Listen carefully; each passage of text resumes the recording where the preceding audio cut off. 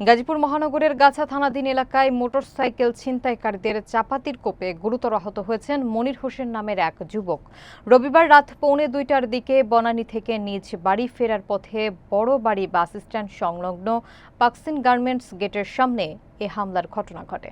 বিস্তারিত থাকছে M A আজিজের প্রতিবেদনে। ভুক্তভোগী মনির হোসেন জানান, মোটরসাইকেলে থাকা 3 ছিনতাইকারী হঠাৎ তার পথরোধ করে।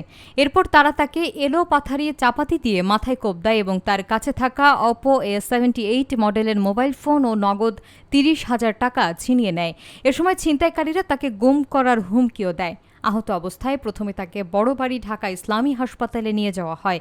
সেখান থেকে পরে গাজীপুর শহীদ তাজউদ্দিন আহমেদ মেডিকেল কলেজ হাসপাতালে ভর্তি করা হয়। এ ঘটনায় গাছা থানায় একটি লিখিত অভিযোগ দায়ের করেছেন মনির হোসেন। গাজীপুর মেট্রোপলিটন গাছা থানার অফিসার ইনচার্জ মোহাম্মদ আমিনুল ইসলাম জানান, বিষয়টি গুরুত্ব সহকারে তদন্ত করে প্রয়োজনীয় আইনানুগ ব্যবস্থা নেওয়া হবে।